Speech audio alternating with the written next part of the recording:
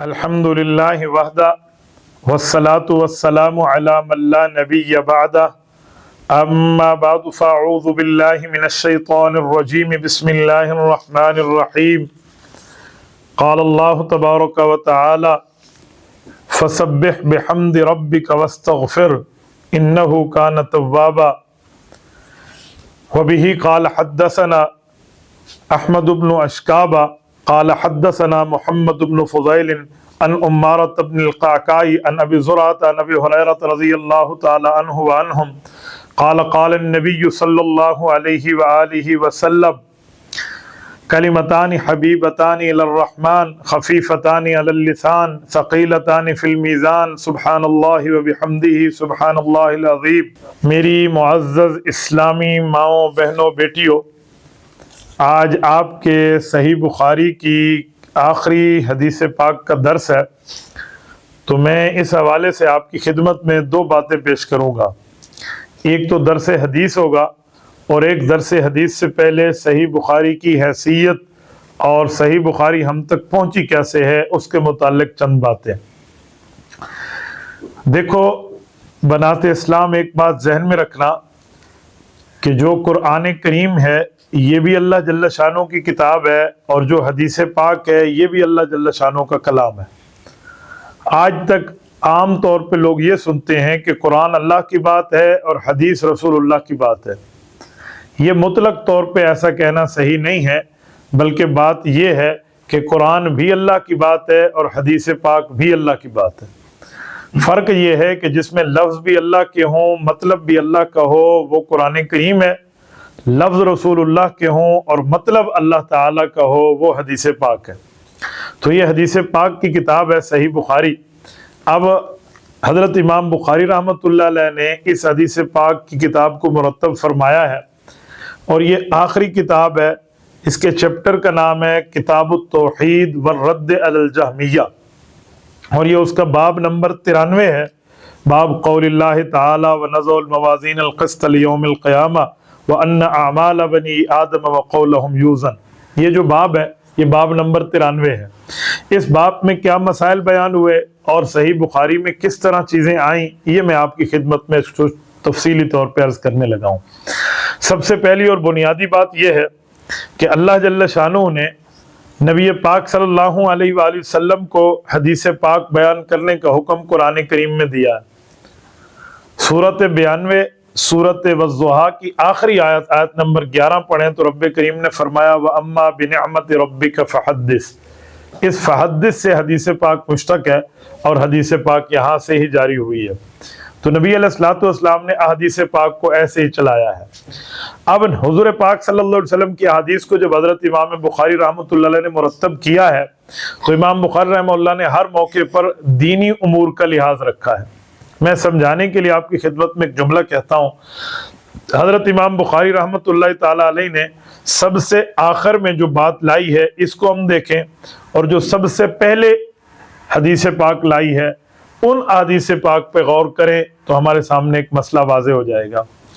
امام بخاری رحمۃ اللہ علیہ جو پہلی حدیث پاک لائے ہیں وہ آپ پڑھ چکی ہیں، وہ حدیث پاک ہے نیت کے متعلق، اور وہ روایت حضرت عمر رضی اللہ تعالیٰ عنہ سے ہے، اور اس میں امام بخاری رحمۃ اللہ کے استاذ ہیں حمیدی۔ تو یہ تین باتیں ہو گئیں، پہلی حدیث ہے، امام حمیدی استاذ ہیں اور نیت کے بارے میں ہے، اور یہی تین باتیں اب آخری حدیث پہ دیکھیں۔ اب یہاں آخری حدیث ہے، احمد بن اشکاب استاذ ہیں، اور پھر اس کے بعد یہ میزان عدل کے بارے میں ہے کہ قیامت میں میزان قائم ہوگا۔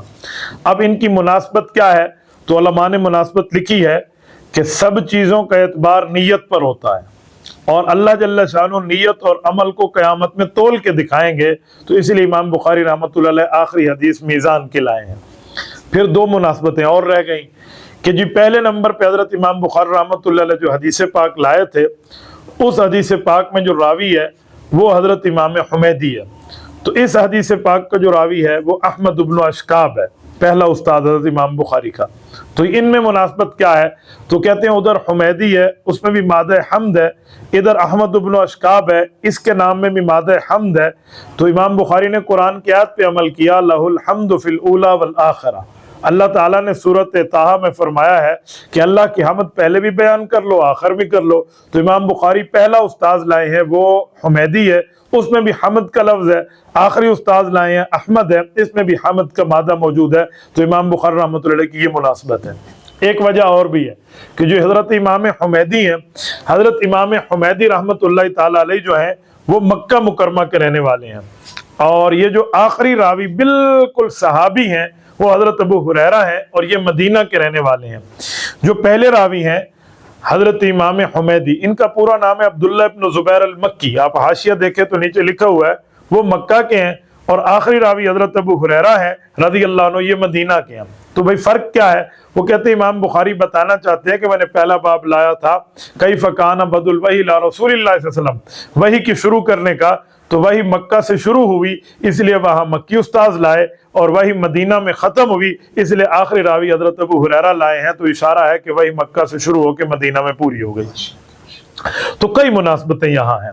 اب آئیے ذرا آخری کتاب پہ، یہ جو آخری کتاب ہے کتاب التوحید والرد علی الجہمیہ۔ اب میری بہنوں ذرا توجہ رکھنا، میں ایک نقطہ آپ کو اپنے استاذ مکرم حضرت علامہ علی شیر حیدری شہید رحمہ اللہ کا سنانے لگا ہوں۔ مجھے یاد ہے ختم بخاری پر حضرت علامہ تشریف لائے تو وہاں پر انہوں نے یہاں ایک جملہ ارشاد فرمایا، وہ فرمانے لگے کہ امام بخاری رحمۃ اللہ علیہ کی اس کتاب کا نام کیا ہے؟ سب نے کہا جی کتاب التوحید، سب نے نام یہی بتایا اور ٹھیک بتایا، لیکن حضرت حیدری شہید رحمۃ اللہ علیہ کی خواہش کچھ اور تھی کہ پورا نام بتائیں، کیونکہ پورے نام میں آگے لفظ ہے والرد علی الجہمیہ، کہ جہمی جو فرقہ تھا جو اہل سنت والجماعت کے خلاف تھا، اسلام کے خلاف باتیں مانتا تھا، اس پہ امام بخاری نے رد کیا۔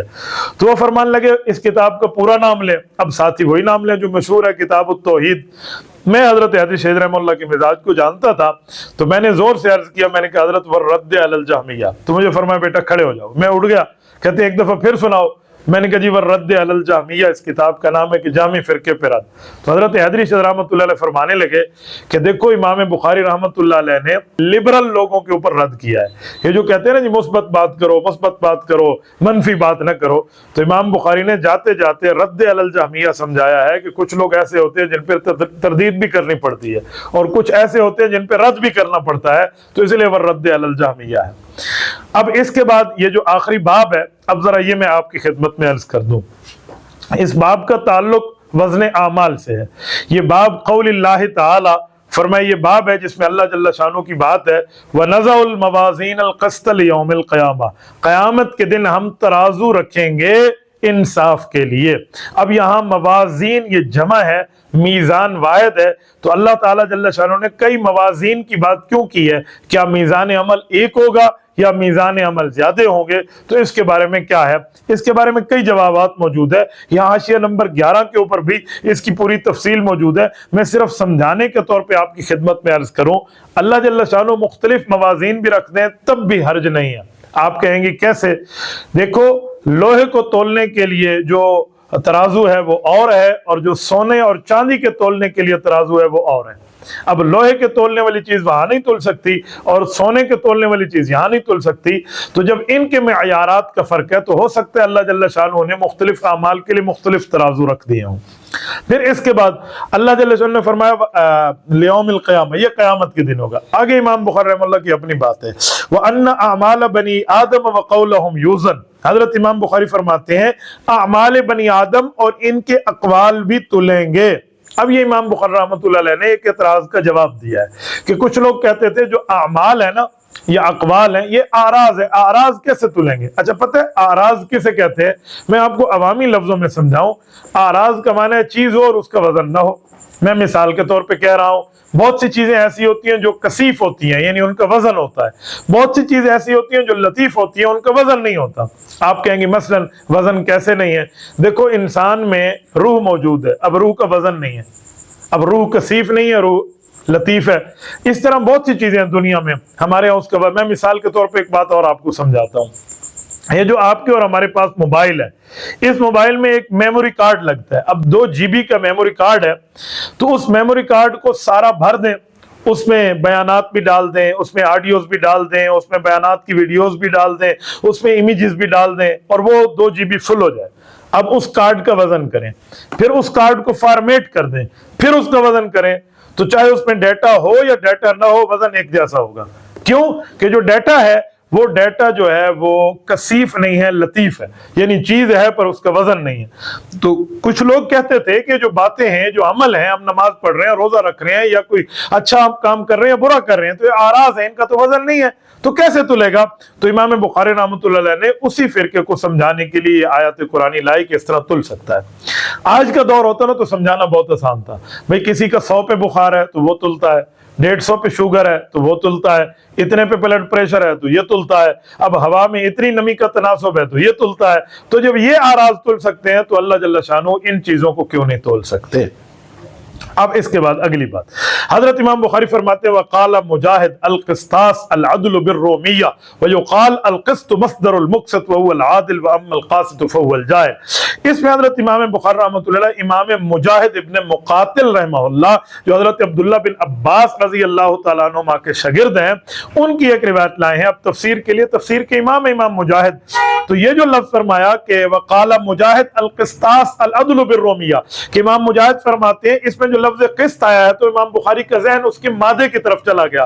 فرمایا اس طرح ایک لفظ آتا ہے قسطاس اور قسطاس، تو العدل بالرومیہ، اب اس لفظ کا مطلب کیا ہوتا ہے؟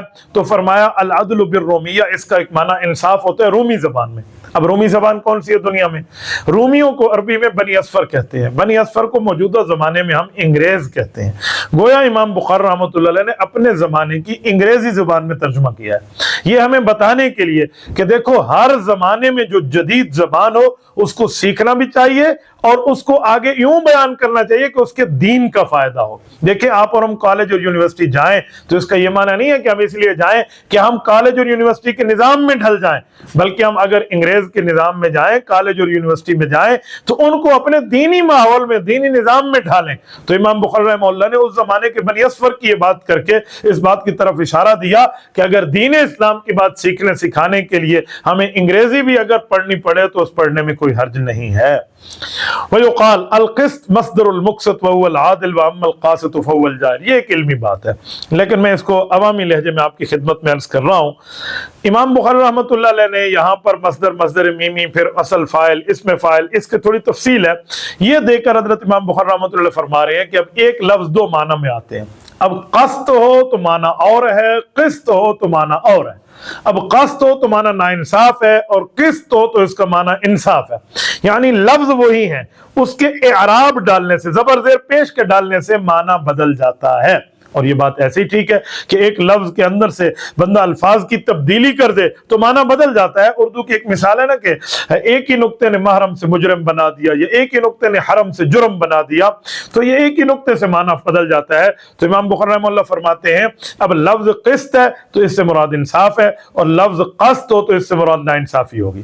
میں اس پر آپ کو شیخ العرب والعجم حضرت مولانا عبد الستار توسوی نور اللہ مرکزہ کو ایک جملہ سناؤں. یہ ہمارے شیخ اول ہیں، میں نے بچپن میں ان کے ہاتھ پر بیعت کی تھی. ہمارے استاذ مکرم اللہ ان کی قبر پہ کروڑ اربوں رحمت نازل فرمائے. حضرت علامہ عبد الستار توسوی رحمۃ اللہ علیہ کے ایک رافضی سے مناظرہ چل رہا تھا، تو اس نے دوران مناظرہ حضرت توسوی رحمۃ اللہ علیہ کی پیش کردہ روایت پہ اعتراض کیا کہ جس میں انہوں نے فرمایا امامانی عادلانی، حضرت ابو بکر حضرت عمر رضی اللہ عنہما امام ہیں یعنی خلیفہ ہیں اور عادل ہیں. تو اس نے کہا عادل کے دو مطلب ہیں، ایک عدل باب ضربہ سے ہے، ایک عدل جو ہے وہ عدول باب نصرہ. یہ وہ اس کا چکر ڈالا کہ عدل سے ہو عادل تو معنی انصاف، اور عدول سے ہو تو معنی ناانصاف. تو کہتے ہیں اس کا مطلب ہے کہ نعوذ باللہ شیخین رضی اللہ عنہما جو ہیں یہ ناانصاف امام ہے. تو حضرت نے فرمایا تو رافضی تو اس رافضی کی طرح مسئلہ بیان کر رہا ہے جیسے ایک رافضی نے ایک دن ایمان مفصل کا ترجمہ کیا اور الٹا کیا. اس نے کہا وہ کیسے؟ تو اس نے کہا آمنت باللہ کا مطلب کیا ہوتا ہے؟ آمنت باللہ کا معنی میں اللہ پہ ایمان لایا. تو کہا وہ ترجمہ کچھ اور غلط کر رہا تھا. اللہ محفوظ فرمائے کہ آمنت باللہ نعوذ باللہ اللہ کا باللہ تھا. وہ ملائکتی، اب اس کا ترجمہ ہوتا ہے فرشتے. تو اس نے کہا ملائکتی، وہ ملائکہ آ گیا. اب وہ کتبی کا معنی ہوتا ہے کتابیں، اور وہ ظالم ترجمہ کر رہا ہے وہ کتبی، اس کے اوپر کتے پڑ گئے. اب ورسولی کا ترجمہ ہوتا ہے اللہ کے رسول، لیکن اس ظالم نے ترجمہ کیا کہ وہ رسولی، اس کو رسے باندھ دیے. اب والیوم الآخر کا معنی ہے क़यामत का दिन, वो कहते हैं नहीं उस मिलने का आखिरी दिन था। तो फरमाया तू जालिम तो ऐसा तर्जमा कर रहा है, तो वो अपना समूह लेकर रह गया। तो इससे पता चला कि बंदा मस्दर के माना को देखता है और उसके एराब को देखता है, कौन सा लफ्ज है, किस तरह बोलें किस तरह न बोलें। अपनी तरफ से खींचातानी करके अगर बंदा माना निकाले तो उल्टे से उल्टा बनता है। वो कहते हैं एक लालची था, उसको किसी ने कहा कि मुझे खाना खिलाओ, तो उसने कहा जी मैं तुम्हें खाक खिलाऊंगा। तो उसने खाक कहा ना, तो साथ बैठे हुए एक तगड़े आदमी ने कहा कि भाई ये तो हमें गोश्त खिला रहा है। तो उसने कहा भाई खाक का माना गोश्त कैसे होता है? उसने कहा खाक को उलट करो काख बनता है, काख फारसी में महल को कहते हैं, महल को उलट करो तो लहम बनता है, लहम अरबी में गोश्त को कहते हैं, लिहाजा में गोश्त खिलाएगा। अब देखो ये उल्टा माना उसने कर दिया। तो इस तरह हर लफ्ज के उल्टे और सीधे माने होते हैं, हर लफ्ज में एक के बजाय दो माना निकलते हैं। अब बंदे की नीयत पर मुनासिर होते हैं वो कैसा माना कर रहा है। तो यहां भी यही मुराद है कि अलकिस्त और अलकस्त का फर्क हो गया। तो इमाम बुखारी ने एक जगह वहुवल आदिल और दूसरी जगह वअम्मल कासितु फहुवल जाहिर, ये दोनों माने किए जो जालिम है। अब आइए हदीस पे। वबिही काल हद्दसना अहमद इब्न अशकाब काल हद्दसना मुहम्मद इब्न फुज़ैल अन उम्मारत इब्न अल-क़अक़ाई अन अबी ज़ुरअता अन अबी हुरैरा रज़ियल्लाहु तआला अन्हु। इसमें इमाम बुखारी अपने 5 असातिज़ा लाए हैं, 4 जो हैं वो गैर सहाबी हैं और 5वें नंबर पे सहाबी हैं। ये जो 4 इमाम बुखारी के उस्ताद पैदर पे आए हैं, इन 4 में से 3 के नाम जो है इमाम बुखारी ने असल नाम जिक्र किए हैं और उनमें एक नाम जो है वो कुनियतन जिक्र किया है। अहमद इब्न अशकाब असल नाम है, मोहम्मद इब्न फुज़ैल असल नाम है, उम्मारत इब्न अल-क़अक़ा असल नाम है, अबू ज़ुरआ जो है ये कुनियत है। अबू ज़ुरआ का असल नाम क्या है? हरिम। नीचे इनका नाम हाशिया में मौजूद है कि वयुक़ाल अल हरिम, इनका नाम इमाम हरिम है। तो ये चारों बुजुर्ग हैं, इमाम बुखारी के उस्ताद हैं पैदर पे। और हजरत अबू ज़ुरआ ने आखिरी उस्ताद ने किससे सुना? हजरत अबू हुरैरा नबी अलैहिस्सलाम के सहाबी से हदीस सुनी। अब यहाँ पर एक इल्मी नुक्ता ज़हन में रखें, सही बुखारी शरीफ की एक शरह है जिसको कहते हैं शरह किरमानी, इसको हाशिया किरमानी भी कहते हैं। ये 25 जिल्दों में है, अल्हम्दुलिल्लाह मेरे पास मौजूद है। इमाम किरमानी रहमतुल्लाह ने जो 25वें और आखिरी जिल्द में इस हदीस पाक में लिखा है ना जुमला, वो ये चारों मुहद्दिसीन के नाम लिख के कहते हैं फीही लताइफ अल उला, कहते हैं इसमें कई दलाइल हैं। पहली दलील ये है अरबातुन कुल्लुहुम कूफियून, कि ये चारों बुजुर्ग कूफा में इमाम अबू हनीफा रहमतुल्लाह के शहर के रहने वाले हैं। गोया हमें जाते जाते आखिर में इमाम बुखारी रहमतुल्लाह ने अहनाफ के हवाले कर दिया, जाते जाते हजरत इमाम आज़म अबू हनीफा रहमतुल्लाह के इलाके के हवाले कर दिया। तो इससे अकाबरीन खुसूसन हजरत इमाम बुखारी रहमतुल्लाह का अहनाफ से महब्बत नजर आती है। ये जो दुनिया में लोग कहते हैं ना कि इमाम बुखारी का नौज़ुबिल्लाह हजरत इमाम अबू हनीफा से इख्तलाफ था, ये गलत कहते हैं, ये इल्मी बात नहीं है, ये इंतहाई जाहिलाना पॉइंट है। अच्छा, फिर उसके बाद आगे चलिए, फिर हजरत अबू हुरैरा। अब हजरत अबू हुरैरा की भी कुनियत इस्तेमाल हुई है, असल नाम इनका है अब्दुर्रहमान बिन सखर रज़ी अल्लाह। ये कहाँ के रहने वाले हैं? हजरत अबू हुरैरा रज़ी अल्लाह सऊदी अरब का एक इलाका है जिसे अबहा कहते हैं। अबहा बहुत ठंडा इलाका है, बहुत ठंडा इलाका है।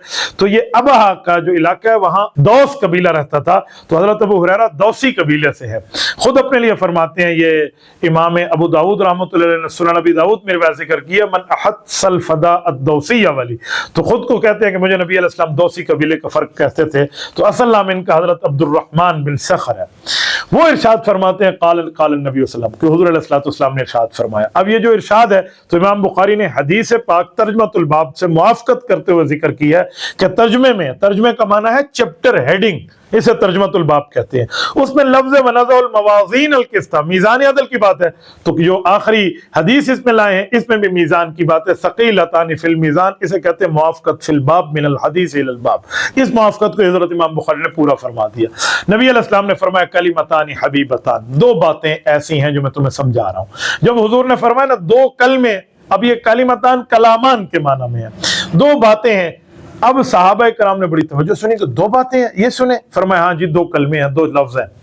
हबीबतान बमाना महबूबतान, अल्लाह को बहुत प्यारे हैं, इलर रहमान, अल्लाह को बहुत प्यारे हैं वो लफ्ज। अब सहाबा कराम के जहन में आया कि 2 लफ्ज हैं और जो अल्लाह को प्यारे होंगे हम वो पढ़ेंगे तो इतने ज्यादा लफ्ज होंगे, बड़े वजनी अल्फाज होंगे, कैसे पढ़ेंगे? तो हुज़ूर पाक अलैहिस्सलाम ने फरमाया खफीफतन अलल लिसान, वो बहुत हल्के हैं ज़बान पर। ऐसे नहीं है कि आप उसको ज़बान पे लाएं तो आपको तकलीफ हो। तो फिर फौरन ज़हन में ख्याल आया, अच्छा ज़बान पे हल्के हैं तो क़यामत में उनका अजर भी हल्का होगा। फरमाया नहीं, सकीलतानि फिल मीज़ान, वो क़यामत में वज़न अमाल में बहुत भारी हैं। अब वो कौन से हैं? सुब्हानल्लाहि व बिहम्दिही सुब्हानल्लाहिल अज़ीम, ये अल्फाज है। अब इन अल्फाज कहने से अल्लाह जल्ल शानु ये मकाम अता फरमाएगा, वज़न अमाल झुक जाएगा। अब मैं यहाँ आपकी खिदमत में एक हदीस पाक अर्ज़ करूँ। यही हदीस پیچھے کتاب الادب میں موجود ہے، لیکن وہاں تقدی یہ روایت ہے، آدھا لفظ ہے۔ حدیث پاک کیا ہے وہاں کتاب الادب میں کہ من قال فی یومہ مئۃ مرۃ سبحان اللہ وبحمدہ حطت عنہ خطایاہ وان کانت مثل زبد البحر۔ نبی علیہ الصلوۃ والسلام نے ارشاد فرمایا کہ جو شخص دن میں صرف 100 مرتبہ سبحان اللہ وبحمدہ اتنا جملہ کہہ دے، فرمایا اس دن کے گناہ معاف ہو جائیں گے چاہے سمندر کی جھاگ کے برابر کیوں نہ ہو۔ تو میری ماؤں بہنوں، جتنے آپ بیٹھی ہیں یہاں پر، میں آپ سب سے گزارش کروں گا کہ آپ یہاں اٹھنے سے پہلے کم از کم یہ 100 مرتبہ سبحان اللہ وبحمدہ سبحان اللہ، صرف اتنا لفظ، کیونکہ اس حدیث میں صرف اتنا لفظ ہے، تو اگر یہ 100 دفعہ پڑھ لیں تو آپ کے لیے بھی بہتر ہو اور میرے لیے بھی بہتر ہو۔ اللہ تعالیٰ آپ کو سلامت با کرامت رکھے۔ میں آپ سب بیٹیوں کو صحیح طور کے اوپر صحیح بخاری پڑھنے اور اس کو ختم کرنے پر مبارکباد بھی پیش کرتا ہوں۔ آپ کے استاذ محترم حضرت مولانا بھی موجود ہیں، حضرت مولانا نصر اللہ صاحب، ہمارے باقی حضرات بزرگ موجود ہیں۔ ان سب کی موجودگی میں خصوصاً ہمارے حضرت مولانا قاری عبید اللہ صاحب تشریف فرما ہے، ان سب علماء کی اور میرا عزیز حضرت مولانا ادریس حنفی رحمہ اللہ کا فرزند ہمارے مطیع الرحمن، اس کی موجودگی میں ان کو گواہ بناتے ہوئے میں اجازت حدیث آپ کو دے رہا ہوں اپنے تمام مرویات کی۔ مجھے الحمدللہ اجازت حدیث ہے اور وہ 16 واسطوں کی ہے جو ڈائریکٹ رسول اللہ صلی اللہ علیہ وسلم تک بندہ پہنچتا ہے۔ ہمارے استاذ مکرم شیخ التفسیر والحدیث حضرت مولانا محمد شریف مولیانوی رحمۃ اللہ تعالی علیہ رحیم یرخان والے، وہ ان کے پاس ایسی سند تھی جن کے لیے کہا جاتا تھا کہ من ینتہی الیہ علو الاسناد فی ھذا الزمان، اس زمانے میں وہ ان کے پاس سب سے عالی سند ہے۔ ان کے پاس تو حضرت شیخ المحدثین مولانا سلیم اللہ خان رحمہ اللہ بھی تشریف لائے تھے اجازت حدیث کے لیے، حضرت شیخ الاسلام کے بارے میں بھی آتا ہے کہ وہ بھی تشریف لائے، بڑے بڑے اکابر ان کے پاس آئے، تو ہمیں بھی جانے کی حاضری کی توفیق ہوئی، تو انہوں نے ہمیں یہ وہ عطا فرمائی تھی۔ لیکن یہ تمام اجازت حدیث صحیح العقیدہ ہونے کی بنیاد پہ ہے۔ جتنی میری بیٹیاں بیٹھی ہیں، آپ کا عقیدہ 100% ٹھیک ہے، آپ کا عمل سنت کے مطابق ہے، عقائد کے ٹھیک ہونے کی بنیاد پہ آپ کو اجازت حدیث ہے۔ ہاں کوئی اہل و سنت والجماعت سے دائیں بائیں ہے، وہ کوئی بھی ہو، ہمیں کسی کے نام لینے کی ضرورت نہیں ہے، جس کے عقیدے میں کوئی نہ کوئی رکھنا ہے اس کو کوئی میری طرف سے اجازت حدیث نہیں ہے، جس کو اجازت ہے اس کا صحیح العقیدہ ہونا ضروری ہے۔ اللہ آپ کو رب صراط مستقیم عطا فرمائے۔ رب کریم نے چاہا تو میں سند انشاءاللہ مطیع الرحمن رابطہ کرے گا تو میں پوری ترتیب کے ساتھ نام لکھ کر پورے دستخط کے ساتھ آپ کو اسناد بھجوا دوں گا، آپ اس کا پرنٹ نکلوا لینا۔ جزاکم اللہ تعالی۔ یہ ہماری اجازت حدیث کی وہ سند ہے جو یقین مانے کئی حضرات تک، ہمارے دارالعلوم دیوبند کے کئی فضلاء تک اور دنیا کے 6 بر اعظم میں مختلف حضرات نے مجھ سے رابطہ کیا، میں نے عقیدہ پوچھ کے صحیح العقیدہ ہونے کے اطمینان پر ان کو اجازت حدیث دی ہے، تو اس طرح وہ سند جاری رہتی ہے، تو انشاءاللہ تعالی آپ کے پاس بھی آ جائے گی۔ جزاکم اللہ تعالی۔ اقول قولی ھذا واستغفر اللہ وآخر دعوانا الحمد لله رب العالمين۔